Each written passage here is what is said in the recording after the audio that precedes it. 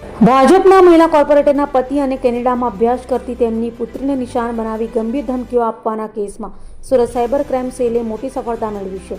Dummy mobile નંબરના આધારે શરૂ થયેલી તપાસનો છેડો વરિયાવી બજારના બિલ્ડર અશફાક રિફાઈ કે જે માજી કોર્પોરેટરનો પુત્ર છે તેના સુધી પહોંચ્યો છે, જેની પોલીસે અટકાયત કરી કાયદેસરની કાર્યવાહી હાથ ધરી છે. સુરત સાયબર ક્રાઇમ સેલ પાસેથી મળતી માહિતી મુજબ ભાજપના મહિલા કોર્પોરેટરના પતિને છેલ્લા કેટલાક સમયથી અજાણ્યા વોટ્સએપ નંબર પરથી રહસ્યમય અને ધમકીભર્યા મેસેજ મળી રહ્યા હતા. આ મેસેજમાં ખૂબ જ ચાલાકીપૂર્વક અને ગર્ભિત રીતે ધમકી આપવામાં આવી હતી. મેસેજમાં લખાયું હતું કે તમારી દીકરી વિદેશમાં ભણવા ગઈ છે, તેને ખૂબ ખૂબ અભિનંદન.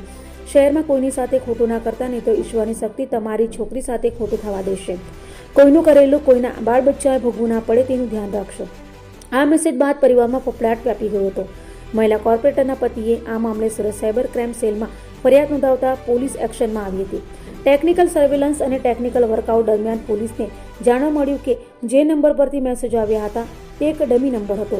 પ્રાથમિક તપાસમાં આ નંબર એક સામાન્ય મજૂર વર્ગના માણસના નામે હોવાનું બહાર આવ્યું હતું, પરંતુ ઉડાણપૂર્વકની તપાસમાં ખબર પડી કે આ નંબરનો વાસ્તવિક ઉપયોગ કોઈ મજૂર નહીં પણ શહેરનો એક બિલ્ડર અશફાક રિફાઈ કે જે કોંગ્રેસના પૂર્વ કોર્પોરેટર નેમ રિફાઈનો પુત્ર છે તે કરી રહ્યો હતો. અશફાક નઈમુદ્દીન રિફાઈ વરિયાવી બજાર હોળી બંગલો વિસ્તારમાં રહેતો હોવાનું અને સાથે કન્સ્ટ્રક્શન એટલે કે બિલ્ડરના કામ સાથે સંકળાયેલું છે. તો તેણે ધોરણ 12 સુધીનો અભ્યાસ કર્યો છે. પોલીસ તપાસમાં એ પણ સામે આવ્યું છે કે આરોપી અશફાક અને ફરિયાદી પક્ષ એકબીજાને અગાઉથી ઓળખે છે. જૂની કોઈ અદાવત કે વ્યવસાયિક હિતોને કારણે આ ધમકી આપવામાં આવી હોવાની આશંકા સેવાઈ રહી છે. તો આ કેસ માત્ર મેસેજ પૂરતો મર્યાદિત નથી, પરંતુ તેની પાછળ એક ભયાનક ભૂતકાળ પણ જોડાયેલો છે. મહિલા કોર્પોરેટરની દીકરી કેનેડામાં ઉચ્ચ અભ્યાસ અર્થે ગઈ છે. 27 જુલાઈ 2024ના રોજ કેનેડામાં 3 અજાણ્યા શખ્સોએ તેની આંખમાં પેપર સ્પ્રે છાંટી હુમલો કર્યો હતો. ત્યારબાદ વર્ષ 2025માં પણ તેના પર ફિઝિયોથેરાપીના બહાને હુમલાનો પ્રયાસ કર્યો હતો અને ઓક્ટોબર 2025માં ફરી એકવાર તેનો પીછો કરી તેની ગાડીને ટક્કર મારવામાં આવી હતી. આ સતત હુમલાઓથી ડરી ગયેલી યુવતી અંગે ભારત પરત ફરી હતી.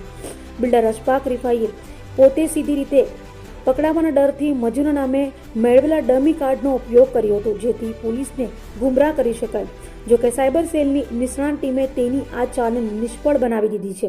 હાલમાં સુરત સાયબર ક્રાઇમ સેલે આરોપી બિલ્ડર મોહમ્મદ અશફાકને નોટિસ પાઠવી તેની ધરપકડની પ્રક્રિયા પૂર્ણ કરી છે. તો સાયબર ક્રાઇમ સેલના નાયબ પોલીસ કમિશનર વિશાખા જૈને કહ્યું હતું કે બિલ્ડર દ્વારા મેસેજ મોકલવામાં આવ્યા હોવાના પુરાવા મળી ચૂક્યા છે. હવે પોલીસે દિશામાં તપાસ કરી રહી છે કે કેનેડામાં કોર્પોરેટરની દીકરી પર જે 3 હુમલા થયા હતા તેમાં આ બિલ્ડર કે તેના કોઈ સાથીદારોનો હાથ છે કે નહીં. શું આરોપીએ વિદેશમાં પણ કોઈ સ્થાનિક ગુંડાઓને સોપારી આપી હતી?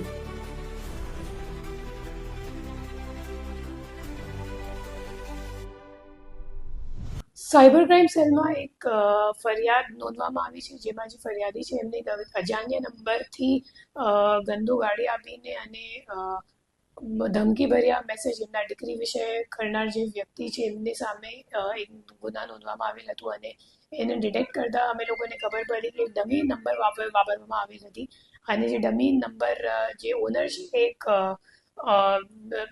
લોઅર વર્ગનું મજદૂર જેવા માણસ હતો. એમની પૂછપરછ કરતા ખબર પડી અને ટેકનિકલ વર્કઆઉટથી ખબર પડી કે ખરેખર આના પાછળ એક અશફાક કરીને બિલ્ડર છે અને એને જે ફરિયાદી છે એમને ધમકીજનક જે મેસેજીસ છે એ વોટ્સએપ ઉપર કરી હતી અને જે ફરિયાદી છે એમના જે દીકરી કેનેડામાં ભણતી હતી અને ફરિયાદીને પછી બીક લાગી અને હુમલો મતલબ એમને એમ લાગ્યું કે કદાચ હુમલો થઈ જશે એના દીકરી ઉપર અને એના માટે પછી દીકરીની પરત ગુજરાત બોલાવી લીધું છે અને આ ગુનાનું ડિટેક્શન અત્યારે મતલબ આ દિશામાં તપાસ ચાલુ છે કે ખરેખર જે હુમલો કરનાર વ્યક્તિ છે કેનેડામાં એ બિલ્ડરથી સંકળાયેલ છે કે કેમ એ જોવા ઉપર ભાગી છે.